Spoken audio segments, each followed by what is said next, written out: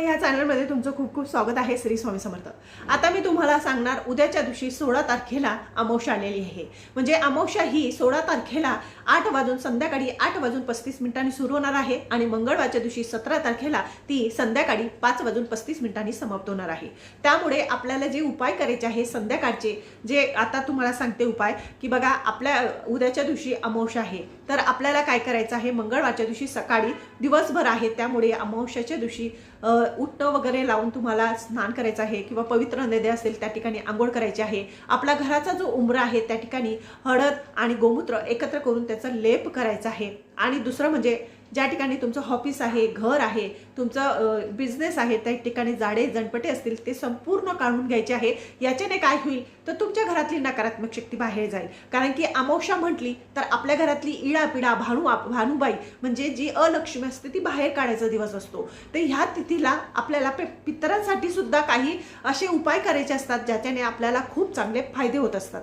ह्या दिवशी तुम्हाला तुमच्या घराचा जो उंबरा आहे त्या ठिकाणी हळदीचं लेपन करायचं आहे. पण आपल्या घराचा जो मुख्य दरवाजा आहे त्या ठिकाणी नारळ उतारा करायचा आहे. 7 वेळेस नारळ उतारा करायचा, गाड्यांवर उतारा करायचा, स्वामी समर्थ महाराजांचं नामस्मरण करायचं आणि ते नारळ फोडून बाहेर टाकून द्यायचं. ज्या वेळेस घरावर उतारा करतात तर नारळाचा जो शेंडा असतो तो दरवाजाकडे करायचा, दाराकडे करायचा, आपल्या मुख्य दरवाजाकडे बाहेर उभं राहायचं आणि दाराकडे करून त्याच्यावर कोरडा सिंदूर असतो त्याच्याने स्वस्तिक हे काढायचं, त्रिशूल काढायचं आणि दारावरून 7 वेळेस उतारा करून ते नारळ फेकून द्यायचं आहे. हातपाय धुवायचे आणि स्वामी महाराजांना मुजरा करायचा.